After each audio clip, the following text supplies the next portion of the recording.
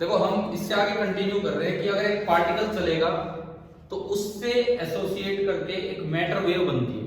ये एक wave packet है, बहुत इनफाइनाइट एक्सटेंशन का नहीं है, कुछ फाइनाइट एक्सटेंशन का है। आज इसी के बारे में थोड़ा बहुत पढ़ रहे होंगे। और इस वेव पैकेट की जो वेवलेंथ है, डी ब्रोई ने इसी फॉर्मूले से बोला कि भाई जब लैम्बडा से पी निकाल लिया एच बाई लैम्बडा, तो पी मोमेंटम से आप लैम्बडा निकाल लो। क्या फॉर्मूला दिया? Lambda is equal to h by p. और इस लैम्बडा से आप ये बता सकते हो कि कोई चीज वेव की तरह बिहेव कर रही है या वो चीज पार्टिकल की तरह बिहेव कर रही है। कैसे? ये कैसे हम बताएंगे? इस चीज पे शायद हम आए नहीं है ना अभी। देखो यहां से ये पता लगता है कि कौन सी चीज किस तरह बिहेव करेगी, कौन सी चीज कब वेव की तरह बिहेव करेगी, कब पार्टिकल की तरह। तो शुरुआत करते हैं, आगे बढ़ते हैं, अपना काम बढ़ाते हैं। आगे देखिए,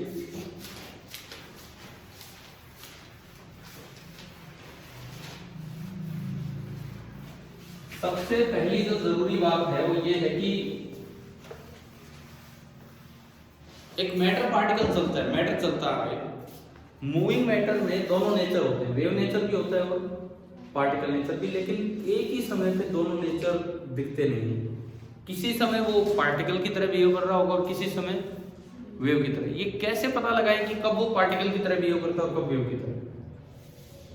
कैसे पता लगाए? आप लैम्बडा निकालो, lambda is equal to h by p r है। वो जो लैम्बडा की वैल्यू आएगी, वो जिस जगह वो पार्टिकल चल रहा है वहां के डायमेंशंस के मुकाबले अगर वो लैम्बडा कंपेरेबल है तो वो वेव की तरह बिहेव करेगा। और अगर वो लैम्बडा इग्नोरेबल है, बिल्कुल ही बहुत ही छोटा है, तो वो पार्टिकल की तरह बिहेव करेगा। जैसे कि एक क्वेश्चन के थ्रू हम ये चीज आगे बढ़ाएंगे। सवाल लिखिए,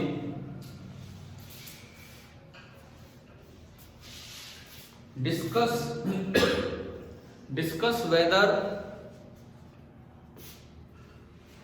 the following objects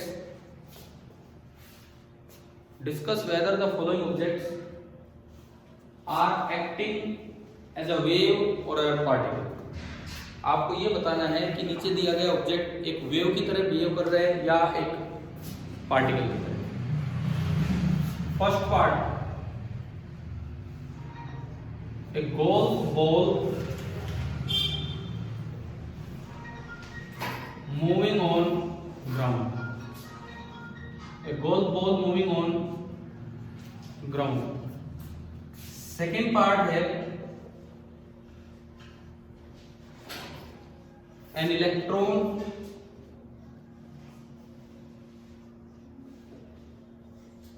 revolving around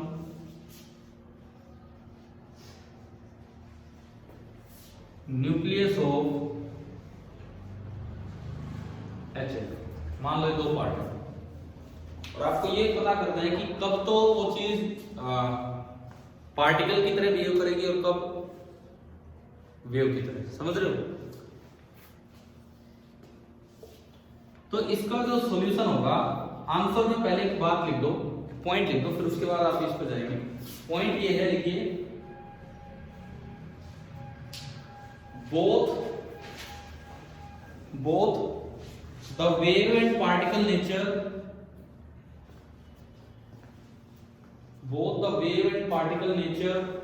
of matter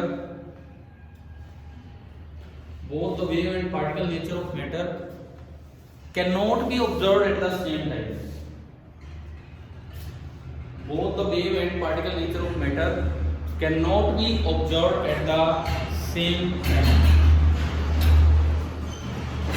ऐसा नहीं हो सकता कि एक ही समय पे वो चीज वेव की तरह भी बिहेव करे और पार्टिकल की तरह भी। अब कंडीशन क्या होगी? दूसरी बात आप ये लिखेंगे, अगर जो लैम्बडा निकल के है, लैम्बडा मतलब डी ब्रोई वेवलेंथ जिसको आप बोल रहे हैं, अगर वो कंपेरेबल हो पार्टिकल के साइज के या जिस जगह वो पार्टिकल घूम रहे हैं उनके डायमेंशंस के, तो वो किस तरह बिहेव करेगा? बोलो, वेव की तरह।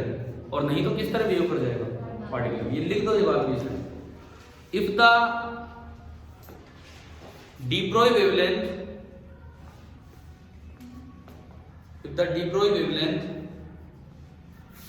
स्पेलिंग यार सही लिखना, मैं ब्रोई बोल रहा हूं लेकिन लिखना पूरा। ये डी ब्रोई है। The de Broglie wavelength, bracket में लिख दो लैम्बडा बराबर H by P. h by p is comparable to the size of the object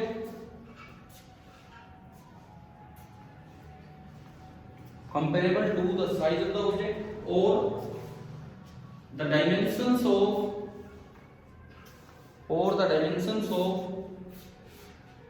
whatever it interacts with,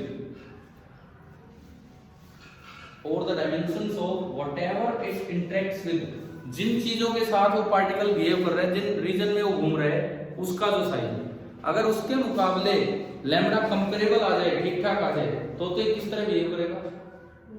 then it behaves as wave.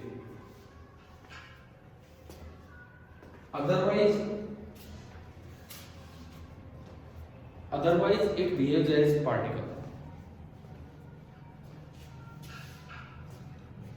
Then it behaves as wave, otherwise it behaves as a particle. क्या मतलब है इसका? देखो समझो, इधर ये गोल ball है, मुझे इसका पता करना है। तो देखो यार, बॉल है, अब आप थोड़ा सा आइडिया लगाओ, बॉल का मास कितना होगा? ग्राम नहीं होगा, थोड़ा बहुत समझ रहे हो, 500 ग्राम, 150 ग्राम, 200 ग्राम। गोल्फ की बॉल इतनी होती है। हालांकि अपने यहाँ कोई कॉमन गेम नहीं है। हाँ जी, गोल्फ खेलते हैं आपके गांव में? नहीं खेलते ना, हमने तो कभी देखा नहीं कहीं आसपास भी गोल्फ खेलते हुए। ठीक है, टीवी में ही देखा होगा। तो गोल्फ बॉल भी हमें आइडिया नहीं होता कितनी है, फिर भी मान लो कुछ ग्राम, कितने ग्राम, सपोज मैं 150 ग्राम मान लो, ठीक है, कुछ उसकी स्पीड होगी भाई, मीटर पर सेकंड में ही तो होगी स्पीड। ठीक है, मैं तो एक आइडिया ले रहा हूँ अपने आप, मीटर पर सेकंड पता नहीं कितनी होगी, मैंने बोला 10 मीटर पर सेकंड होगी सपोज। तो इसका जो मास है किलोग्राम में हो गया 0.15। तो जो मोमेंटम कितना है इसका, m into v 1.5 kg metre पर सेकंड। तो लैम्डा अगर आप देखोगे, लैम्डा होता है h by p। h की वैल्यू कितनी, SI में बस 10⁻⁻34, और नीचे कितना है, लगभग ये 4 पे गया, नियरली 4। तो एक बार ये देखो, ये जो लैम्डा की वैल्यू आ रही है SI यूनिट में 4 × 10⁻34 मीटर, क्या गोल्फ बॉल का साइज इतना छोटा होता है क्या? नहीं। या जिस ग्राउंड में आप खेल रहे होते हैं उसका ये साइज होता है? नहीं। यानी कि ये लैम्डा इग्नोरेबल है, लैम्डा टेंड्स टू 0 आ गया कि नहीं उन डायमेंशंस के मुकाबले, समझ गए हो? कंपेयर करते हैं size of ground, size of ball. यानी कि यहां मैं अगर लिखूं, इस केस में आया lambda tends to 0 as compared to size of ground। तो आप बताओ कौन सा नेचर दिखेगा, वेव नेचर दिखेगा कि पार्टिकल नेचर? अभी लिखा था यार, बताओ कौन सा नेचर दिखेगा? पार्टिकल नेचर, यही तो बोला आपने। तो इसका जो नेचर यहाँ विजिबल होगा, कौन सा नेचर विजिबल होगा? Particle nature. समझ आ गया होगा ना सभी को? ठीक है, दूसरा सवाल देखो, ये जो सेकंड वाला हमने लिया, इसमें बोल रहे हैं इलेक्ट्रॉन रिवॉल्विंग अराउंड न्यूक्लियस। अब इसकी बात करते हैं। H एटम में एक इलेक्ट्रॉन घूम रहे हैं, मास कितना होता है इलेक्ट्रॉन का, याद होना चाहिए हमें, 9.1 × 10⁻31 किलोग्राम, है ना। जब H एटम में घूमता है तो स्पीड, जहां तक मुझे याद है, आपको भी याद होनी चाहिए एटॉमिक स्ट्रक्चर से, पर अब बात वो है, वो तो +1 में पढ़ा होता है केमिस्ट्री में, है ना। क्या हुआ, टूट गया? तो देखो इधर देखो, वेलोसिटी नहीं, पेन टूट जाए कोई बात नहीं, दांत ना टूट जाए, कई बार ऐसा भी हो जाता है। सुनो, velocity is nearly equal to 10⁻6। Atom में जब घूमता है ना ये इलेक्ट्रॉन फर्स्ट ऑर्बिट में, कोई फैक्टर भी होता है, छोड़ो उसको, लेकिन नियरली इतनी स्पीड होती है इलेक्ट्रॉन की। तो आप इसका p बताओ, p कितना? इसको मल्टीप्लाई किया 9.1 × 10⁻⁻25 किलोग्राम मीटर पर सेकंड। मोमेंटम आ गया, अब अगर मैं यहां से लैम्बडा निकालूं h by P 6.6 into 10⁻⁻34 9.1 into 10⁻⁻25। एक बार इसका हिसाब लगाओ, ये कितना है? 9। अच्छा वैसे 9 ठीक है, 25 9 मैं कह रहा हूँ हिसाब लगाओ, 9 नहीं लगाएंगे। 25 और 9 34 ठीक है ना, 10⁻⁹ आ रहा है और ये नियरली 0.1 पॉइंट पहले आएगा 0.7 बोल दिया 963 ठीक है ना, और ये 10⁻⁹ या मैं इसको लिख सकता हूं 7 into 10⁻⁻10। This is nearly 7 angstrom आया। और आपको याद है यार ये एंगस्ट्रॉम में होता है इसका साइज। फर्स्ट ऑर्बिट का रेडियस याद है? अभी तो कहीं तो केमिस्ट्री में कुछ तो याद किया होगा हमने इस तरह का, नहीं किया एटॉमिक स्ट्रक्चर में। हाँ तो इसका रेडियस एंगस्ट्रॉम में ही होता है। तो जिस इलाके में इलेक्ट्रॉन घूम रहा है, हमें इलेक्ट्रॉन का साइज नहीं पता, लेकिन हमें ये पता है कि जिस इलाके में इलेक्ट्रॉन घूम रहा है उसका रेडियस कितना है, एंगस्ट्रॉम में है। और ये जो लैम्बडा है ये भी किस में आ रहा है, एंगस्ट्रॉम में आ रहा है। It means lambda is comparable to radius of the region, radius of the orbit. तो इसका मतलब कौन सा नेचर आप एक्सपेक्ट करते हैं? Wave nature is expected. अब आप ये बताओ, क्या कुछ अंदाजा आया कि कैसे आपको पता लगाना है कि कोई पार्टिकल वेव की तरह बिहेव कर रहा होगा या कोई पार्टिकल पार्टिकल की तरह बिहेव कर रहा होगा? और डी ब्रोई ने ये बात ऐड करवा दी, हर चीज का ड्यूअल नेचर होता है, हर चीज का। अगर रेडिएशन है, लोग मानते थे वेव है, आइंस्टीन बोला नहीं वो तो पार्टिकल भी होता है, फोटोन। पार्टिकल है, मैटर है, लोग मानते थे वो तो पार्टिकल ही होता है। लेकिन डी ब्रोई ने प्रूव किया, उनकी थ्योरी दी क्या कि उसका भी कौन सा नेचर होता है, वेव नेचर। और इसका रीजन मैंने कल परसों बताया होगा आपको कि नेचर इज सिमेट्रिकल। तो अब मैंने एक और बात ये ऐड की है यहाँ पे कि कब तो कोई चीज वेव की तरह बिहेव करेगी कि पार्टिकल की तरह, कोई भी चीज दोनों की तरह बिहेव कर सकती है, लेकिन एक ही समय पे दोनों नेचर ऑब्जर्व नहीं होंगे। जैसे ये सिचुएशन आई तो ये किस तरह बिहेव कर रहा है, ओनली पार्टिकल, और ये सिचुएशन आई तो ये किस तरह बिहेव कर रहा है, ओनली वेव। तो पहचानना आ गया नहीं, नोट कीजिए इसे ताकि हम आगे बढ़े। ये सोल्व करके ना और फिर ये लास्ट में लिखना। अब ये आइडिया लेना होगा खुद, कितनी वहां से क्या स्पीड होगी।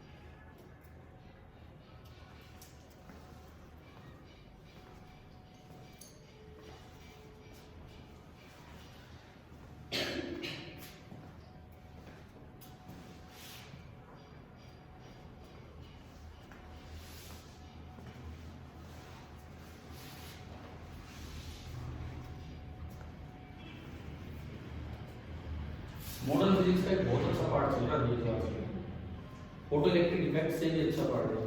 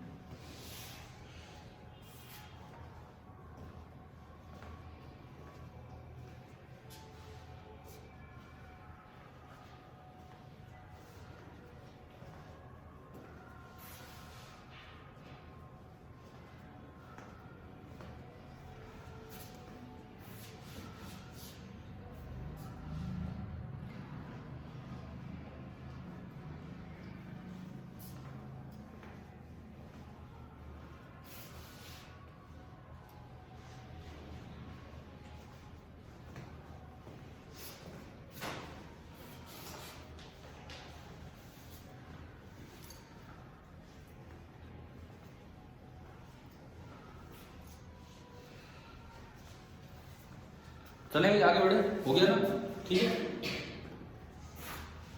तो ऐसा सवाल अगर आए तो कुछ आइडिया हम लगा लेंगे ना कि कितना मास लेना चाहिए, कितनी स्पीड। अगर इस तरह से या तो दे ही देगा सवाल में, नहीं तो खुद भी कुछ आइडिया लगाएंगे कि ये क्या है क्या नहीं। अच्छा, अब इसके बाद देखो, शायद देखिए एनसीईआरटी आपने खोली, इसमें कोई क्वेश्चन है क्या एग्जाम्पल? अच्छा, इन्होंने खाली वेवलेंथ पूछी, इन्होंने वो कंपैरिजन नहीं करवाया। अरे तो एक मिनट सुनो, एक बार सुनिए, कौन सा एग्जांपल है एनसीईआरटी का? 11.4। आपके एनसीईआरटी टेक्स्ट बुक में पेज नंबर और बोल दो। 401, पेज नंबर 401 निकालो और एग्जांपल 11.4 देखिए एक बार। लगभग ऐसा मिलता जुलता सवाल है, बस वो ये नहीं पूछ रहे कि वेव नेचर दिखेगा कि पार्टिकल नेचर, वो केवल लैम्डा निकलवा रहे हैं। अब इसमें बताओ फर्स्ट पार्ट में क्या पूछा है? फर्स्ट पार्ट में उन्होंने पूछा है कि what is the deploy wavelength of an electron moving with the speed of 4 × 10⁶। तो देखो क्या हम उसके आसपास ही है कि नहीं? भाई मुझे फैक्टर नहीं पता था, लेकिन मैंने लगभग सही आइडिया दिया है। कितनी है स्पीड? कोई नहीं, ये तो है ना। तो एक फर्क उस सवाल में क्या आएगा, p के साथ एक 5.4 और मल्टीप्लाई हो जाएगा। तो आंसर जो आएगा लगभग इसके आसपास आना चाहिए, लगभग इसके आसपास। एक बार देखो उसका आंसर क्या है फर्स्ट पार्ट का। 0.135 नैनोमीटर। 0.135 नैनोमीटर का मतलब है 1.35 एंगस्ट्रॉम। नैनो में होता है 10⁻⁹ और ये तो ये है उसका आंसर, और हमारा आंसर लगभग 7 आया क्योंकि वो एक फैक्टर बचा हुआ था। अब अगर उसमें एक और बात पूछी होती, बताओ ये जो एनसीईआरटी का क्वेश्चन है 11.4, क्या फर्स्ट पार्ट में ये वेव की तरह बिहेव करेगा या पार्टिकल की तरह? वेव, क्योंकि एंगस्ट्रॉम में आ गया और इस रीजन में एंगस्ट्रॉम। तो अपनी बुक में आप ऐड कर सकते हो फर्स्ट पार्ट के सॉल्यूशन के एंड में कि it will behave like a wave. First part ये है, ठीक है। अब मैं आता हूं सेकंड पार्ट पे। जो बुक नहीं लाया अपनी बुक में जाके कर दिया करो, ये काम चेंज कर दिया करो। सेकंड पार्ट में क्या बोला है? बॉल, हमने क्या लिखा? बॉल बातें की, मास कितना लिया? 150। तो ये आइडिया तो लगभग ठीक ठाक था, बॉल का लगभग मास ठीक लिया। स्पीड कितनी ली उसमें? 30 है, कोई बात नहीं, मैंने 10 लिया तो 3 का फैक्टर ही तो मिस हो रहा है। तो हमने लैम्डा निकाला, वो आया नियरली इतने मीटर। आप बुक में आंसर बताओ, बुक में क्या आंसर है उसके लैम्डा का? -34 ही है ना, -34 ही है लास्ट में, वो तो 3 से डिवाइड हुआ। अब अगर उसमें पूछा होता कि वो बॉल वेव की तरह बिहेव करेगी या पार्टिकल की तरह? पार्टिकल, क्योंकि ये इतनी कम वेवलेंथ है, ना तो बॉल का साइज इतना होता है ना ग्राउंड का साइज इतना होता है, तो आप वहां लिख सकते हो कि it will behave as a particle. तो एक तरह से एनसीईआरटी वाला क्वेश्चन भी क्लियर हो गया, समझ आ गया ढंग से। मैं आगे बढ़ने से पहले आपसे पूछूं, क्या एक मैटर खाली एक तरह से बिहेव करता है, दोनों तरीके से बिहेव कर सकता है? दोनों तरीके से बिहेव कर सकता है, वेव की तरह भी और पार्टिकल की तरह। दूसरा सवाल, क्या एक समय पे वो दोनों नेचर दिखा सकता है? नहीं, वो कंडीशन पे डिपेंड करेगा किस जगह आप देख रहे हो। जैसे पहला केस लिया, वहां पे वो वेव है, किसी और एग्जांपल में कोई और चीज पार्टिकल। मतलब कोई चीज किसी कंडीशन में वेव की तरह बिहेव कर सकती है और किसी दूसरे कंडीशन में पार्टिकल की तरह। क्लियर हुआ ये पॉइंट? ठीक है। अब मैं चलूं थोड़ा आगे, इन पे कुछ और भी चीजें हम पढ़ेंगे ये लैम्डा निकालने पे। उससे पहले एक जरूरी सी बात आपको बताई जाए, उस पर ध्यान जाए हमारा। देखिए,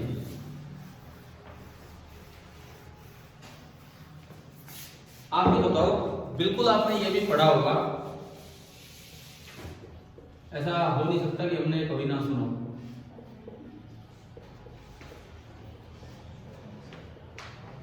कब पढ़े? फिजिक्स में, केमिस्ट्री में, है ना। केमिस्ट्री में आपने पढ़ा है अनसर्टेनिटी प्रिंसिपल। एक बार ये बताओ क्या थी इसकी बेसिक बात, क्या थी, जस्ट वो बताओ, फिर मैं आगे बढ़ूंगा। एक बार पहले बताओ, क्या पिछली क्लास में एक बार नाम लिया था इसका अनसर्टेनिटी? हाँ, तो मैं उम्मीद करता हूँ कि शायद कोई देख के भी आगे हो गई क्या है क्या नहीं। तो अब बताओ क्या क्या था अनसर्टेनिटी प्रिंसिपल?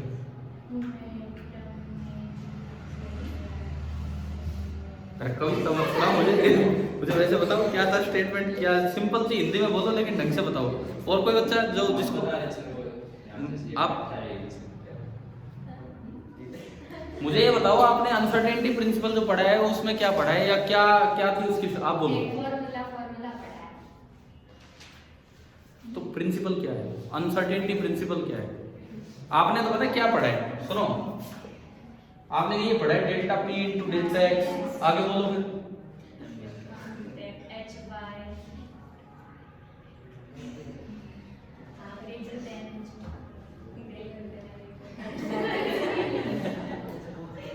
आता मैं, सुनो सुनो तो सुनो भाई, पता है यूं ही तो धज्जियां उड़ा रखी हमने टॉपिक्स की, दुनिया पता नहीं क्या क्या आविष्कार करके चलेगी, हम पता नहीं कैसे पढ़ रहे हैं उनको। एक बड़ी गलती ये हो जाती है, मैं नहीं कहता आपकी गलती है, बुक्स में हो सकता है डायरेक्ट ऐसे दिया हो, बड़ी गलती ये हो जाती है बिना डेल्टा ई बिना डेल्टा एक्स जाने हम वो बस रट के चले जाते हैं ये फॉर्मूला है। अब समझो आप ढंग से, और इनका मतलब समझना, डेल्टा पी और डेल्टा एक्स का क्या मतलब है। और एक स्टेप आएगा बीच में, अभी आज तक मतलब जितने साल हो गए मुझे पढ़ाते हुए, एक भी साल ऐसा नहीं हुआ है कि पहली बार में बच्चे ने सही जवाब दिया उसका। दो ऑप्शन होते हैं, हमेशा दूसरा गलत जवाब देके जाते हैं। दो नहीं, इसमें नहीं, मैं अभी बताऊंगा, एक क्वेश्चन आएगा, मैं दो ऑप्शन दूंगा और हर बार जितने साल गए हैं, आज वो बच्चे पढ़ाने भी लगे हैं, लेकिन जब वो बच्चे थे तो वो तब भी गलत ही जवाब देते थे। हाँ ठीक है मैं आ रहा हूँ, सुनो अब फॉर्मूले में मत उलझो, इधर आओ मेरी बात सुनो। अनसर्टेनिटी प्रिंसिपल क्या कहता है? अनसर्टेनिटी प्रिंसिपल कहता है कि कुछ फंडामेंटल लिमिट्स हैं मेजरमेंट की, कुछ फंडामेंटल लिमिट्स हैं मेजरमेंट की, आप एग्जैक्टली नहीं बता सकते कि ये पार्टिकल कहाँ है, ना तो आप पार्टिकल की पोजीशन एग्जैक्टली बता सकते हो, ना आप पार्टिकल का मोमेंटम एग्जैक्टली बता सकते हो, मींस उसकी स्पीड कितनी। बोर तो कर गया था कबड़ा, बोर तो यूं बोल गया भाई, पोजीशन भी बता दी, पहला ऑर्बिट कितनी दूर है, एग्जैक्ट बता गया, एग्जैक्ट बता गया यहाँ है, स्पीड भी बता गया नियरली कितनी 2.2 इंटू समथिंग ऐसा बता के कह रहा हूँ। तो दोनों चीजें फिक्स कर गया, मोमेंटम भी और पोजीशन भी, मोमेंटम और स्पीड तो एक बात है, मोमेंटम भी और पोजीशन भी, ठीक है। बाद में ये पता लगा, अनसर्टेनिटी प्रिंसिपल आया और इसका जो मेन रे दिया जाता है, हाँ इस वैज्ञानिक को दिया जाता है, और इन्होंने अपने प्रिंसिपल को खुद ही फेल करने के लिए एक्सपेरिमेंट भी किया, लेकिन वो प्रिंसिपल फेल नहीं हुआ, ठीक है। उसे बोलते हैं थॉट एक्सपेरिमेंट। थॉट एक्सपेरिमेंट क्या होते हैं? जो लैब में नहीं होते, बस विचारों में जाते हैं, सोचते रहो। थॉट एक्सपेरिमेंट होते हैं फिजिक्स में, हैसनबर्ग का खुद का थॉट एक्सपेरिमेंट है, सोचते रहो और लास्ट में कि नहीं भाई नहीं बनी बात, सही अपना प्रिंसिपल ये था। सुनो, अनसर्टेनिटी प्रिंसिपल क्या कहता है, आप ना तो लिख लो एक लाइन लिख लो, हेडिंग डालिए अनसर्टेनिटी प्रिंसिपल, लिखिए there are some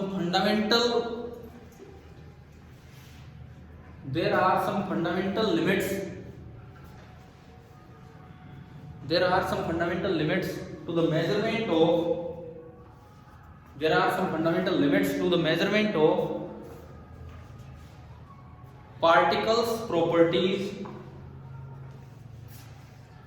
There are some fundamental limits to the measurement of particles properties such as, मैंने दो प्रॉपर्टीज का जिक्र तो वहां अभी किया, such as position and momentum, और भी होती है एनर्जी वगैरह, हम उन पे नहीं जा रहे। Such as position and momentum क्या मतलब है? आप एग्जैक्टली ना तो पोजीशन को डिटरमाइन कर सकते हैं ना ही मोमेंटम को, कुछ लिमिटेशंस है उनकी मेजरमेंट, ठीक है। आगे लिख दो, both can not be determined exactly at the same time. Both can not be determined exactly at the same time. एक समय पे दोनों चीजें बिल्कुल निश्चित तौर पे बता पाना संभव ही नहीं। अब देखो, अब इसको समझो क्या है, मुझे नहीं पता आपने क्या याद कर रखा है delta P into delta x, लेकिन अब समझिए क्या है ये हाइजेनबर्ग अनसर्टेनिटी प्रिंसिपल क्या है, उस पर आएंगे। पहले अनसर्टेनिटी प्रिंसिपल क्या है वो समझिए। देखो, मैं दो तरह के वेव पैकेट्स ले रहा हूं। वेव पैकेट्स मतलब मैटर वेव, कला लिया नहीं नाम तो। मैं दो तरह के वेव पैकेट्स ले रहा हूं। वेव पैकेट्स मतलब हमारे मैटर वेव जो भी हम पढ़ रहे हैं वो वाला। अब देखिए, मैटर वेव में एक मैंने लिया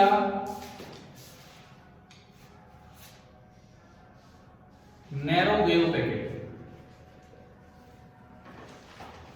और एक मैं लूंगा वाइड वेव पैकेट और मैं इनको कंपेयर करूंगा। नैरो वेव पैकेट का क्या मतलब है? किसी पार्टिकल की वेव ऐसी बनी है,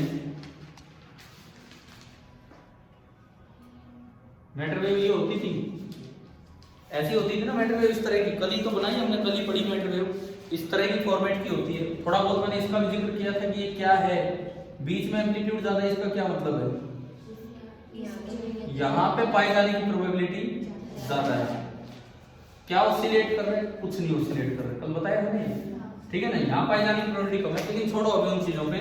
ये मैटर वेव आगे बढ़ रही है अगर ये पार्टिकल आगे बढ़ रहा है, ठीक है। एक केस मैंने लिया जहां पे नैरो वेव पैकेट बना, और एक केस में ले रहा हूं जहां पे वेव पैकेट कैसा बनेगा, तो कंडीशंस पे डिपेंड करता है भाई।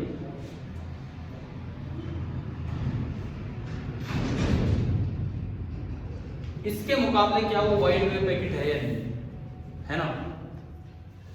सबसे पहले मैं आता हूं पहली प्रॉपर्टी, पोजीशन अनसर्टेनिटी।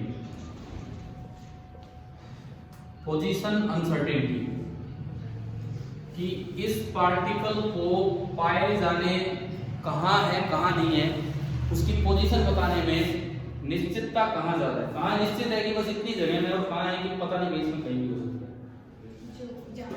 चाहे घर छोटे है, 2 कमरे, या तो इस कमरे में होगा उस कमरे में होगा, है ना। ये महल लेके बैठे हो आप, समझ रहे हो ना। तो हमारे पीछे महल ही बना हुआ है उधर, तो उसमें पता ही लगता भाई कौन से कमरे में है जहां आप रहते हो आसपास। गए उधर शिफ्ट हो गए, ठीक है। तो उस महल में ना यूं नहीं पता लगता कि भैया आप कहाँ हो कहाँ नहीं। मीन्स आप मैटर को एक वेव की तरह देख रहे हो, तो अगर वेव छोटी बनी तो निश्चित है कि वो जो पार्टिकल है यहां से लेके यहां तक ही कहीं पाया जाना है। तो इस अनसर्टेनिटी को हम रिप्रेजेंट करते हैं डेल्टा एक्स से। यहां मैं कहता हूं डेल्टा x1। इस इलाके में अगर आप देखोगे तो निश्चित है कि वो यहां से यहां ही मिलेगा, लेकिन इलाका बड़ा है, ये है डेल्टा x2। जब भी मटेरियल वेव की तरह वेव करेगा, आप पता ही नहीं सकते कि कहां है वो, कहां है वो। पता नहीं बोर्ड कैसे बता दिया 0.5 to 9 एंगस्ट्रॉम पे, नहीं बता सकते, थोड़ी अनसर्टेनिटी होगी, ठीक है। तो यानी कि अगर मैं पोजीशन अनसर्टेनिटी की बात करूं, इसमें ज्यादा है तो इसमें ज्यादा है, पता दोस्तों। अनसर्टेनिटी मतलब अनिश्चितता वाइड वाले से, यानी कि यहाँ पे अनसर्टेनिटी ज्यादा है और यहाँ पे अनसर्टेनिटी कम है। यूं बताएं कहाँ मेजरमेंट अच्छा हो रहा है, कहाँ पोजीशन का मेजरमेंट अच्छा हो रहा है, पहले वाले, क्योंकि हमें पता है बस इतने से ही इलाके में, ठीक है। अब मैं आता हूं दूसरी चीज पे। ये पोजीशन अनसर्टेनिटी मैंने डेल्टा एक्स से रिप्रेजेंट किया। अब मैं आ रहा हूं वेव की वेवलेंथ अनसर्टेनिटी पे। असल में मुझे ऐसा लग रहा है कि आप अनसर्टेनिटी प्रिंसिपल आज ही सीखोगे ढंग से, क्या है क्या नहीं, क्योंकि मैं अभी तक बताऊं क्या हो रहा है। अब डेल्टा पी डेल्टा एक्स का बस वो फॉर्मूला याद किए बैठे हो, उसका मतलब तो आपने सीखा ही नहीं क्या लिखा नहीं, तो वो सीखिए आप। वेवलेंथ अनसर्टेनिटी, जिसको मैं डेल्टा लैम्डा से रिप्रेजेंट करूं, इसमें ज्यादा है कि इसमें ज्यादा है। अब थोड़ा सा विचार करना है इस बात पे।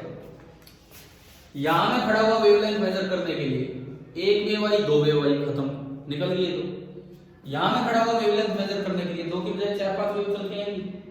तो कहां मेरे पास ज्यादा वेव है मेजरमेंट के लिए, इसमें। तो किस में मेजरमेंट अच्छा हो पाएगा, वाइड वाले। फर्स्ट क्यों भाई, एक काम से भागने वाले इंसान को फटाफट हो गया, चलो बस 2 गई, खत्म। 2 में हम श्योर नहीं हो पाते हैं कि सही में इतना था कि नहीं। सपोज आपने एक बार मेजरमेंट किया, वेवलेंथ आई 1 मीटर में लगा लो, किसी में लगा लो, नैनोमीटर में लगा लो, एक बार आ गई 10, 2 ही वेव थी गई। अब तो पता ही लग रहा है यार, एक बार तो मैं 1 मेजर कर गया, एक बार 10, तो ये तो आसपास भी नहीं, मतलब मेरे मेजरमेंट में कोई मिस्टेक होगी। यहाँ सुनो, 5 वेव आ गई, मैंने एक बार 1 मेजर किया, एक बार 1.5, एक बार 0.95, एक बार 10 और एक बार फिर से 1.1।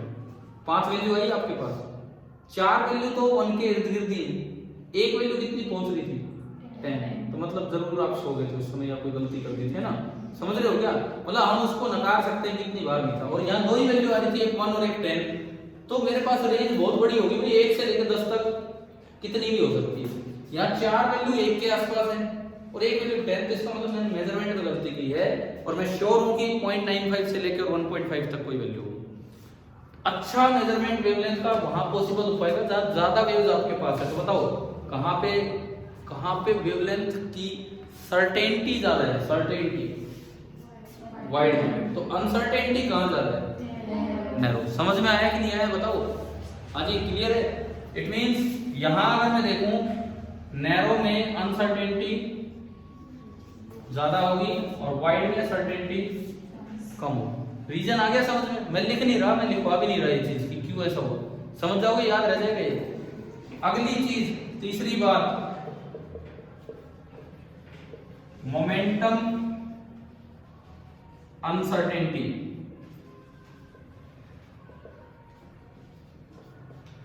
डेल्टा पी, देखो मैं पार्टिकल का मोमेंटम बताना चाह रहा हूं। मुझे पार्टिकल तो दिख ही नहीं रहा, मुझे तो क्या दिख रही है, वेव, मैटर वेव दिख रही है। उससे अब मैटर वेव बिना पार्टिकल के तो होता ही नहीं है भाई। कोई पार्टिकल चलेगा तो उसी के साथ ही तो उसकी वेव चलेगी, समझ रहे हो ना? तो बिना पार्टिकल के तो मैटर वेव होती नहीं। मैं इस पार्टिकल का थोड़ी देर ध्यान तो दो, मैं इधर हूं, इतने बजे मैं वो समेट लेता हूँ काम, मैं कुछ समझा रहा हूँ यार, वो समझो। ये चीजें बुक से तो अगर देखोगे ना, लिखोगे तो आपको एक ही चीज मिलनी है, delta P into delta x, वही है। फिर समझ में तो आएगा नहीं कुछ। सुनो अब इधर ध्यान दो, मैं कह रहा हूँ मोमेंटम अनसर्टेनिटी, मैं मोमेंटम मेजरमेंट पे गया। किसका मोमेंटम? पार्टिकल का। परंतु मुझे वो पार्टिकल की तरह तो नजर ही नहीं आ रहा, मुझे तो किस तरह दिख रहा है, वेव की तरह। तो मैं कैसे निकालूं मेजरमेंट ऑफ मोमेंटम, कैसे करूं? सबसे पहले मैंने वेव का क्या मेजर कर लिया, हाँ सबसे पहले मैंने वेव का क्या मेजर कर लिया, वेवलेंथ। और फिर मैं उस पार्टिकल का पी लिखूंगा। पी का क्या फॉर्मूला है, h बाई लैम्डा, सभी जानते हैं। तो अगर इस वेव की वेवलेंथ लैम्डा है, इसका मोमेंटम p है, तो p is equal to h by lambda. Delta lambda इसमें ज्यादा है, इसमें कम है, तो बताओ डेल्टा p किस में ज्यादा होगा? वाइड वाले में ज्यादा होगा और नैरो वाले में कम होगा। क्यों? क्योंकि उसमें वेवलेंथ ज्यादा है। हाँ, तो मतलब हमारे पास फॉर्मूला है p is equal to h by lambda. अब आपने करवा दिया कबाड़ा बिल्कुल। सुनो क्या करवा दिया, पर देखो इसमें तो पोजीशन अनसर्टेनिटी भी कम है, मोमेंटम अनसर्टेनिटी भी कम है। अरे हाइजेनबर्ग यूं कह के गए थे कि आप दोनों चीजें एक साथ सर्टेन मेजर नहीं कर सकते। अगर आप पोजीशन की सर्टेनिटी बढ़ाओगे तो मोमेंटम में अनसर्टेनिटी बढ़ेगी, मतलब पोजीशन की अनसर्टेनिटी कम करोगे तो मोमेंटम में अनसर्टेनिटी ज्यादा होगी। मोमेंटम को सर्टेन करना स्टार्ट करोगे, मोमेंटम का मेजरमेंट अच्छा करोगे, मोमेंटम अनसर्टेनिटी कम करोगे तो पोजीशन में अनसर्टेनिटी बढ़ेगी। देखो बड़े बड़े वैज्ञानिकों को आपने फेल कर दिया, लेस लेस मोर मोर। मैं आपको एक चीज बता रहा था कि मैंने कहा पता नहीं जब से मैं पढ़ा रहा हूँ, हो सकता है हम जब पढ़े हो, अरे यार हम जब पढ़े हमें तो इतना पता भी नहीं था, मैं सही बताऊँ तो ये वेव मैटर वेव और इस तरह से, ठीक है, तब भी हम भी हुई delta P into delta x इस तरह से रट के चले गए। लेकिन अब ये बात थी, यहां से यहां गलती कर गए थोड़ा सा, ये बताओ क्या गलती हुई? इधर सुनो, P का क्या फॉर्मूला है, h बाई लैम्डा। अगर मैं आपसे पूछता लैम्डा ज्यादा है तो P कम होगा, कोई दिक्कत ही नहीं है, तो हर बच्चा बताएगा लैम्डा ज्यादा है तो P कम होगा। मैं लैम्डा ज्यादा P कम नहीं पूछ रहा, ये लैम्डा नहीं है, ये क्या है, डेल्टा लैम्डा। मतलब लैम्डा में भागदौड़ ज्यादा है, लैम्डा कभी यहां गया कभी यहां गया, तो क्या P लैम्डा के साथ बार बार चेंज होगा कि नहीं होगा? अगर लैम्डा डेल्टा लैम्डा ज्यादा है मतलब लैम्डा कभी तो बहुत ज्यादा आ रहा है और कभी बहुत कम आ रहा है। जब लैम्डा बहुत ज्यादा आएगा तो P बहुत कम आएगा, क्योंकि P है h बाई लैम्डा। जब लैम्डा बहुत कम आएगा तो P बहुत, तो लैम्डा खुद तो भाग रहा है, साथ में किसको भगा रहा है, P को। अगर लैम्डा में सर्टेनिटी होती, लैम्डा में अनसर्टेनिटी कम होती, तो इसका मतलब लैम्डा या तो थोड़ा सा आगे या थोड़ा सा पीछे। अगर लैम्डा थोड़ा सा आगे होता तो P थोड़ा सा पीछे हो जाता, लैम्डा थोड़ा सा पहले आता तो P थोड़ा सा आगे। तो आप बताओ अगर लैम्डा वेरी ज्यादा करेगा तो P में वेरिएशन ज्यादा हो रहा है कि कम हो रहा है? अरे यार बताओ ना, बताओ, सोच के आराम से बताओ, नहीं तो मैं दोबारा बताऊंगा। जब लैम्बडा में वेरिएशन ज्यादा आ रहा है, लैम्बडा उधर गया तो पी उधर भाग गया, लैम्बडा इधर गया तो पी उधर गया, उधर इधर क्या है, ये कम और ज्यादा होना है। यानी कि अगर लैम्बडा में अनसर्टेनिटी ज्यादा हो रही है तो उसके कोरस्पोंडिंग पी की वैल्यूज भी बहुत ज्यादा चेंज हो रही है। समझ आ रहा है कि नहीं? हाँ। देखो एक बार फिर से सुन लो, लैम्बडा मान लो 10 था, ठीक है, उसके कोरस्पोंडिंग पी कुछ भी आया पी नो, लैम्बडा के कोरस्पोंडिंग पी कुछ भी आया पी नो। अब मैं कह रहा हूं लैम्बडा 15 तक भी जा रहा है और 5 तक भी जा रहा है, तो लैम्बडा में अनसर्टेनिटी काफी ज्यादा है। और एक केस है कि लैम्बडा बस 11 तक जा रहा है और 9 तक जा रहा है। सुनो, जब लैम्बडा की वैल्यू 10 से 15 गई तो पी की वैल्यू बहुत कम हो जाएगी, क्योंकि लैम्बडा बहुत ही बढ़ गया। जब लैम्बडा की वैल्यू 10 से 5 हुई तो पी की वैल्यू बहुत ही ज्यादा हो जाएगी। तो अगर लैम्बडा में अनसर्टेनिटी ज्यादा है तो पी में भी अनसर्टेनिटी ज्यादा है। यहां क्या हो रहा है, लैम्बडा थोड़ा सा बढ़ा, पी भी थोड़ा सा कम हो गया, लैम्बडा थोड़ा सा कम हुआ, पी भी थोड़ा सा बढ़ दिया। भाई तू थोड़ा चलेगा हम भी थोड़े चलेंगे, समझ में आ रहा है क्या ये? यानी कि अगर लैम्बडा थोड़ा चला तो पी भी थोड़ा चला। इसका मतलब अगर अनसर्टेनिटी वेवलेंथ मेजरमेंट में ज्यादा है तो जो पी कैलकुलेट करोगे उसमें भी अनसर्टेनिटी ज्यादा होगी। क्या समझ आ गया? क्यों नहीं लग रहा यार? ये फॉर्मूला नहीं लगे तो मैं ये कैसे कर रहा हूँ बताओ? नहीं आया समझ इसका मतलब? नहीं आ गया वैसे। नहीं आया, यही मैं कह रहा हूँ। वो लैम्बडा के साथ इनवर्स भी है तो ना तो तभी तो ये हो रहा है भाई। लैम्बडा बिल्कुल लग रहा है, फॉर्मूला तो बिल्कुल लग रहा है। लैम्बडा बढ़ेगा तो पी कम होगा, लैम्बडा कम होगा तो पी बढ़ेगा, तो फॉर्मूला तो लग ही रहा है। लेकिन मुझे पी नहीं देखना, मुझे क्या देखना है? Delta P. लैम्बडा जितना ज्यादा बदलेगा पी भी तो उतना ही ज्यादा बदलेगा। क्या ये बात समझ आ रही है क्या? और लैम्बडा कम बदलेगा तो पी भी उतना ही कम। तो आप इसका मैथमेटिक्स समझो ना, इस फॉर्मूले का, physics at equal to h by lambda. लेकिन अब मैं उसमें वेरिएशन मैथमेटिक्स दिखा रहे हैं कि क्या हो रहा है, समझ आ गया? क्योंकि पी लैम्बडा पे डिपेंड कर रहा है, मींस लैम्बडा में वेरिएशन ज्यादा होगा तो पी में भी वेरिएशन ज्यादा होगा। वो अलग बात है कि लैम्बडा बढ़ेगा तो पी कम होगा, वो एक अलग चीज है। मैं वेरिएशन की बात कर रहा हूँ, अनसर्टेनिटी की। समझ आया? नहीं आया तो फिर बता दो, समझ आ गया? तो अब बताओ इधर, अब बताओ इधर डेल्टा पी इसमें ज्यादा होगा और इसमें कम। ठीक है, रीजन भी सुन लो एक एक चीज के। यहां तो पोजीशन तो डायरेक्ट दिख रही है, पोजीशन अनसर्टेनिटी डायरेक्ट दिख रही है। ये मोड क्यों है अनसर्टेनिटी? बिकॉज यहां पे आप मेजर करते हो तो आपके पास कमी वेव्स हैं, दो ही हैं, और यहां पे मेजरमेंट के लिए वेव्स ज्यादा है। फिर आप इधर आओ, डेल्टा पी, क्योंकि P is a function of lambda. Lambda जितना ज्यादा बदलेगा P भी उतना ही ज्यादा बदलेगा। हमें ये नहीं देखना उसमें कैसे आ रहा है, बस हमें ये देखना है कि P is a function of lambda. एक बार बताओ, क्या ये है असल में अनसर्टेनिटी प्रिंसिपल? तो यहां तक आया समझ में? अब देखो आप, अगर आप पोजीशन एक्यूरेटली मेजर करना चाहते हो, पोजीशन में अनसर्टेनिटी को कम कर रहे हो, तो बदले में मोमेंटम अनसर्टेनिटी क्या होगी? ज्यादा। अगर आप मोमेंटम अनसर्टेनिटी को कम कर रहे हो ना, ज्यादा कर रहे हो, सॉरी, मोमेंटम अनसर्टेनिटी को कम कर रहे हो, मोमेंटम एक्यूरेटली मेजर करना चाहते हो, तो पोजीशन अनसर्टेनिटी क्या होगी? ज्यादा। तो क्या एक साथ दोनों चीजों को एग्जैक्टली मेजर कर पाना पॉसिबल है? नहीं। आप एक को एग्जैक्टली मेजर करने की तरफ जाओगे, दूसरी में अनसर्टेनिटी बढ़ जाएगी। ये था आपका अनसर्टेनिटी प्रिंसिपल। मैं इसके बाद लिखवाता हूँ इसकी स्टेटमेंट, आप एक बार, अच्छा होगा अगर ये एग्जांपल ढंग से लिख लेते।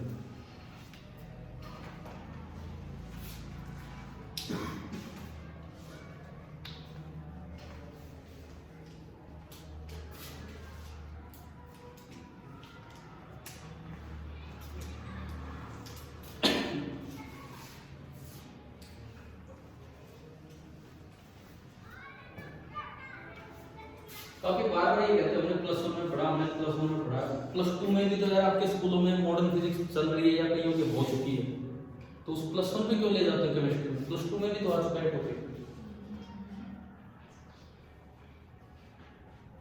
आपको हो सकता है अभी ना पूछे। वैसे सर तो कह दिया आज तो कैसे बताइए तो करवाएंगे। क्या चल डी प्रोबेबिलिटी हो गया। डी हाँ आज करा था 2 पीरियड आया था आज। पोटेंशियल जनरल हो गया एक्स्ट्रा फिर काम तो कह रहे थे वो तो सर कह रहे थे। हुआ नहीं फिर उसको।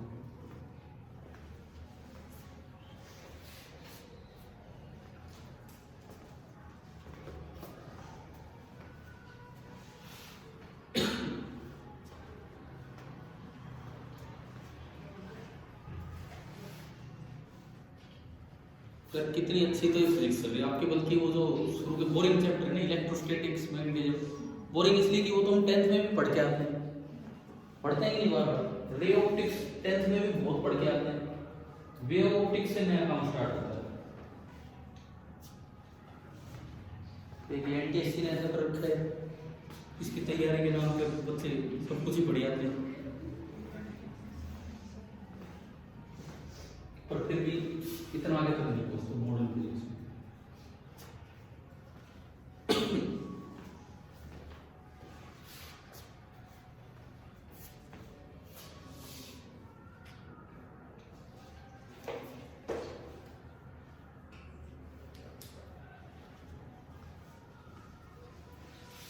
अब कुछ कंक्लूड करने की कोशिश करें कि क्या है uncertainty principal.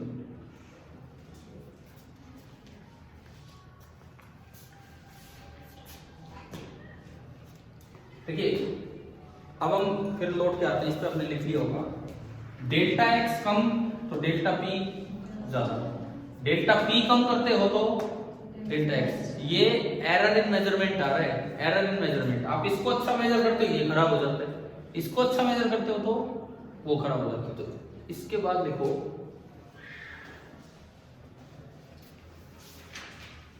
It is not possible, it is not possible to measure both the exact position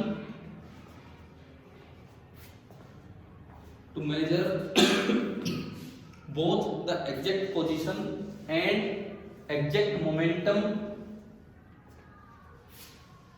of the particle simultaneously। Possible ही नहीं है कि आप दोनों चीजें एक साथ अच्छे से मेजर कर सको, ठीक है। कैसे, उसके ब्रैकेट में लिख दो ये शॉर्ट में कि अगर डेल्टा एक्स को कम करते हो तो डेल्टा पी बढ़ रहा है, डेल्टा पी को कम करते हो तो क्या बढ़ रहा है, डेल्टा एक्स बढ़ रहा है, ठीक है। अब बस एक फिनिशिंग लाइन आती है अनसर्टेनिटी प्रिंसिपल पे। According to Heisenberg uncertainty principal,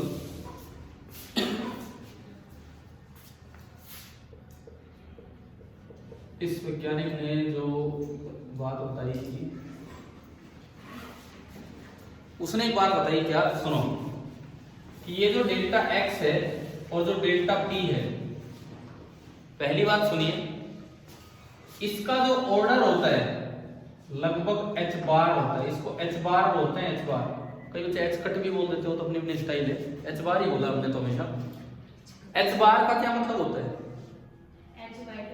हाँ, एच बार का मतलब होता है, एच बार होता है एच अपॉन 2 इसकी वैल्यू नियरली 1.054 अब कर देना चेक करें इंटू 10⁻⁻34 जूल सेकेंड। देखो ना एच में 6.6 आता ऊपर और 2 भी नियरली 6 के आसपास गया, 3 तो 6 तो वो 1 पॉइंट लगभग इतना आता है, लगभग इतना। और अगर मैं और एक्यूरेटली इसकी बात करूं, ट्राई देता हूं मैं इसे, इसका क्या काम, अगर मैं और एक्यूरेटली लिखूं तो ये बोला था कि delta x into delta P, चाहे आप कितना ही एक्यूरेट मेजरमेंट कर लो, इन दोनों का प्रोडक्ट कभी भी इस वैल्यू से छोटा नहीं जा सकता है, इस वैल्यू से छोटा नहीं जा सकता है। मतलब delta x into delta P is greater than और इक्वल टू एच अपॉन कितना होगा 4 पाई। क्या बोल? अरे वो ठीक है, मैं कह रहा हूँ आपको आता है ये प्रिंसिपल, लेकिन मैं यही तो कह रहा हूँ आपको बस यही आता है। असल में इसका मतलब क्या है वो अब समझ में आ गया है कि नहीं? ठीक है। और ये क्या बताना चाह रहे हैं प्रिंसिपल सुनो, आप दोनों का मेजरमेंट इतना छोटा नहीं कर सकते, मींस दोनों का मेजरमेंट इतना एक्यूरेट नहीं कर सकते कि डेल्टा एक्स और डेल्टा पी इतने छोटे हो जाएं कि उनका प्रोडक्ट इससे भी नीचे चला जाए, क्योंकि एक को छोटा करोगे तो दूसरा बढ़ेगा, तो प्रोडक्ट हमेशा इससे तो ऊपर ऊपर ही रहेगा। यह है आपका हाइजेनबर्ग अनसर्टेनिटी प्रिंसिपल। और एक लास्ट लाइन इसमें ये लिख लेना कि अगर दोनों चीजों को एक्यूरेटली मेजर कर पाना पॉसिबल हो जाता, जैसा कि बोर बता के गया था, नील बोर, तो क्वांटम मैकेनिक्स तो खत्म हो जाती, जरूरत ही नहीं पड़ती, फिर तो ओनली क्लासिकल मैकेनिक्स से काम चल जाता, जबकि क्लासिकल कॉन्सेप्ट तो यहाँ लगते ही नहीं। जो क्लासिकल मैकेनिक्स है ना, मैक्सवेल और न्यूटन वाली, वो तो यहाँ इतनी वैलिडिटी नहीं होती है, तो इसलिए ये फिर ये कॉन्सेप्ट की जरूरत ही नहीं पड़ती अगर ये प्रिंसिपल ना होता तो। और इसको फेल करने के लिए कई थॉट एक्सपेरिमेंट हुए, एक खुद हाइजेनबर्ग ने किया, लेकिन हर एक थॉट एक्सपेरिमेंट फेल हुआ और आज तक ये प्रिंसिपल बचा हुआ। ठीक है, एक लाइन ये लिख लो, if it were possible to measure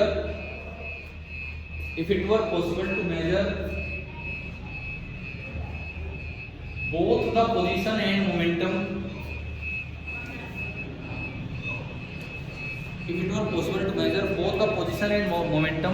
exactly at the same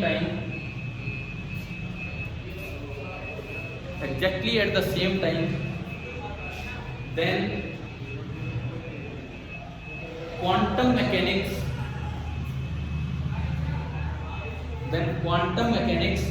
would have collapsed.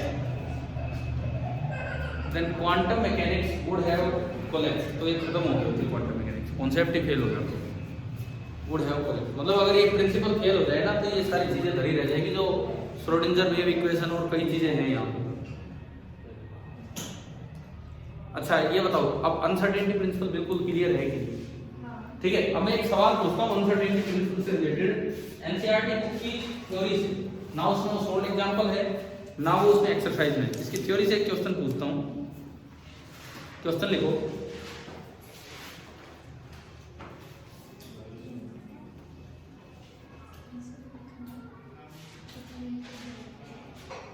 If an electron, question लिखिए, if an electron has a definite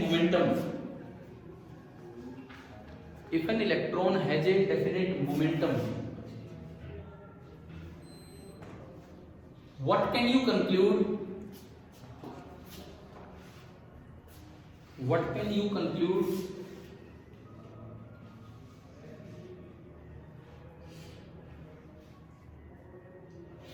सवाल पता है और अच्छा कैसे बनता है, और अच्छा सवाल, यहीं से ही तो मैं थ्योरी से बना रहा हूँ। हमने लिखा if an electron has a definite momentum, इसकी वजह और बेटर होता if N electron wave has a definite wavelength. ये एक दोनों बातें ऐड कर दो, if an electron has a definite momentum, और कोई ना नीचे लिख रहा है उसमें कहीं, और an electron wave has a definite wavelength, और an electron wave has a definite wavelength, what can you conclude about the electron's position?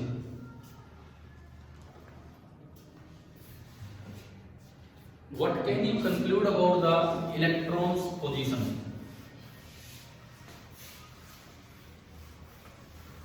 लगभग इसकी थ्योरी से बनाया गया सवाल है, कुछ बातें इसमें लिखी हुई है।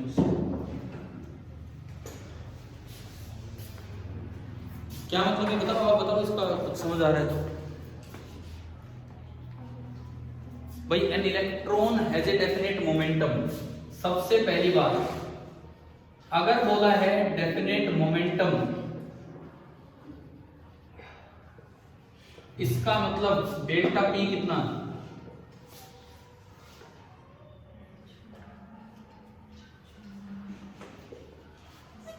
है यार, जब डेफिनेट मोमेंटम बोल दिया तो मोमेंटम में अनसर्टेनिटी कितनी है? जीरो। समझ में आ रहा है? समझ में आया? दूसरी बात, डेफिनेट वेवलेंथ, इसका मतलब डेल्टा लैम्बडा कितना? जीरो। समझ आया? क्या दोनों चीजें एक साथ हो सकती हैं? नहीं। क्यों? क्योंकि अपने कोई बात तो याद रहती नहीं 5 मिनट पहले की। ये पता फिर अपने दिमाग में तो वही आ गया कि P बराबर h बाई लैम्बडा, एक जीरो तो एक इनफाइनाइट जाएगा।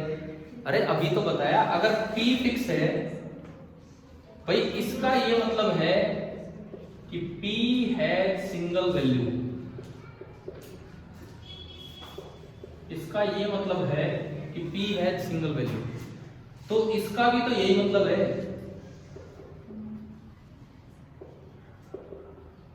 और P बराबर h बाई लैम्बडा यही तो कहता है कि अगर एक वैल्यू होगी लैम्बडा की तो P की भी एक वैल्यू होगी। समझ आ रहा है कि नहीं? क्या क्लियर हो जाएगी नहीं बात? तो इसका मतलब डेफिनेट मोमेंटम बोलिए या डेफिनेट वेवलेंथ बोलिए, मैटर वेव की, इलेक्ट्रॉन वेव की, बात तो एक ही है। समझ गए हो ना? एक ही बात है। मतलब एक सिंगल वैल्यू की वेवलेंथ है, और मैं आपको बताऊं एक सिंगल वेवलेंथ की वेव कैसी होती है। सिंगल वेवलेंथ वेव, एक सिंगल वेवलेंथ की जो वेव होती है वो कैसी होती है? जैसे आप ईएम वेव बनाते हैं, x tends over all the space. एक सिंगल वेवलेंथ की वेव पैकेट की तरह नहीं होती है। एक सिंगल वेवलेंथ की वेव पैकेट की तरह नहीं होती है। जैसे आप ईएम वेव नहीं बनाते हो, क्या कहीं कम ज्यादा हो रही है? नहीं। तो जो नॉर्मल ईएम वेव बनाते हैं वो है। समझ रहे? इस पैकेट की बाउंड्री कहां से कहां है पता ही नहीं। तो इलेक्ट्रॉन कहां है पता ही नहीं। इसका मतलब डेल्टा एक्स कितना है पता ही नहीं। क्यों नहीं? डेल्टा एक्स कितना है? जीरो या इनफाइनाइट? ये बताओ। आ गया समझ? तो कहीं तक भी जा सकता है, यानी कि delta x tends to infinite. अब पूछा ये था कि what can you conclude about the, कोई कंक्लूजन ही नहीं, क्योंकि अनसर्टेनिटी ही कितना आ गई है? इनफाइनाइट। इसका मतलब we can not say anything about the position of electron. कहीं भी पाया जा सकता है पूरे स्पेस में। समझ रहे हो? ऐसा कैसे इलेक्ट्रॉन है भाई? ऐसा कैसे इलेक्ट्रॉन है? कहीं भी पाया जा सकता है, तो कोई तो होगी जगह, इसीलिए तो ये चीज होती नहीं। समझ गए हो ना? वेव पैकेट ऐसा नहीं बनता कभी भी। ऐसा नहीं बनता मतलब ये नहीं हो पाएगा, ये नहीं हो पाएगा, मतलब ये नहीं हो पाएगा, मतलब ये हाइपोथेटिकल सा बात है। समझ आ गया? ऐसा हो नहीं पाएगा कि आप एग्जैक्टली मेजर कर दो। ठीक है? अब इसको अगर प्रिंसिपल से करें तो कैसे होगा? कौन से प्रिंसिपल से? उस इक्वेशन से करें तो कैसे होगा? ये तो हो गया एक तरीका। क्या ये तरीका समझ आया क्या? इसमें लिखता है thus its position uncertainty is infinite। लेकिन एक और बात ये लिख रहा है, electron is not localised in any finite region of space. आप बता ही नहीं पा रहे हो कि इलेक्ट्रॉन कहां है। We can not say anything about the position of electron. इसके साथ आप ये भी लिख सकते हो, दैट इज, मैं बोल देता हूं, लिख लो, लिख लिए यहां तक, that is electron is not localised in any finite region of space। Electron is not localized in any finite region of space। अब एक बार ये बताओ, ये अनसर्टेनिटी प्रिंसिपल से भी कैसे आएगा? ये इतना काम हमने यूं किया, इसके बाद यूं लिख दो, लिख लिया। It is also consistent, it is also consistent with the uncertainty principle। it is also consistent with the uncertainty principle। कैसे आप उसको समझ लो, आखिरी काम आज का, कैसे उसको समझते हैं हम? हटाओ ना इसको, अब पता है यार, ये वाले सवाल आ जाए ना आपके सिंपल बोर्ड एग्जाम में भी, तो एक्चुअली बच्चे फिर ढूंढते रहेंगे यार कहाँ है, आपकी किताब में लिखा हुआ है सब कुछ। अनसर्टेनिटी प्रिंसिपल क्या कहता है, क्या कहता है, अभी हमने पढ़ा delta P into delta X। बस मुझे तो एक चीज से मतलब है, क्या वो जीरो हो सकता है? हमने पढ़ा था दिस इज ग्रेटर देन और इक्वल टू h अपॉन 4 पाई, यानी कि delta P into delta X this is a non zero finite value. समझ गए हो ना भाई, इससे बड़ी है तो एक नॉन जीरो फाइनाइट वैल्यू है। इनफाइनाइट तो नहीं, तो बहुत छोटे छोटे है, 10 की पावर -34 है इनमें, तो एक नॉन जीरो फाइनाइट वैल्यू है। अब इधर ध्यान दो कि ये कैसे आया। सवाल में क्या दिया गया है कि जो P है वो सर्टेन है। अगर P सर्टेन होगा तो डेल्टा P कितना होगा? 0। मैंने वहां पे शुरुआत ऐसे करवा दी कि इलेक्ट्रॉन का डेफिनेट मोमेंटम है, नहीं तो मैंने क्वेश्चन की शुरुआत ऐसे करवाता कि इलेक्ट्रॉन वेव की डेफिनेट वेवलेंथ है, तो डेल्टा लैम्डा कितना? 0। वहां से आप आगे बढ़ते हैं, डेल्टा लैम्डा 0 तो डेल्टा P कितना? अब P इनफाइनाइट आ रहा है कितना? 0। समझ गए हो ना? तो शुरुआत वहां से होती है, वो ज्यादा बेटर होता है। कोई बात नहीं, दोनों हो गए। अब आप बताओ, एक चीज बताओ, डेल्टा P 0, मैं 0 को 5 से गुणा करूं कितना है? 5। 0 को 7 से गुणा करूं 0। अगर मैं 0 को किसी भी फाइनाइट नंबर से मल्टीप्लाई करता हूं तो रिजल्ट क्या आता है? 0। मैं कुछ ऐसा चाहता हूं कि मैं 0 को किससे मल्टीप्लाई करूं ताकि रिजल्ट क्या है?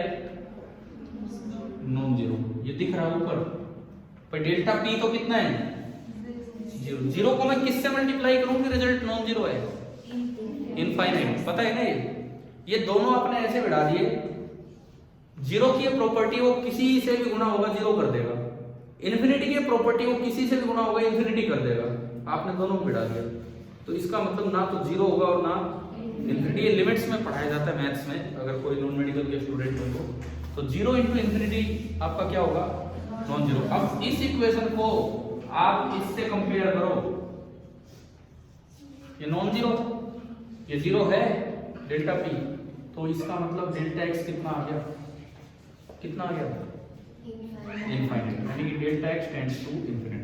तो ये चीज अनसर्टेनिटी प्रिंसिपल से भी आ गई है, और ये चीज आपको मैंने थ्योरेटिकली भी बता दिया है कि वेव के तरीके से कैसे। तो आज की क्लास में मेनली हमने वेव पैकेट्स का कंपैरिजन सीखा, मेनली हमने अनसर्टेनिटी प्रिंसिपल पढ़ा कि क्या होता है। और मुझे लगता है शायद अब तो आगे से कभी कोई कंफ्यूजन होना नहीं चाहिए कि ये delta P into delta X का मतलब क्या है।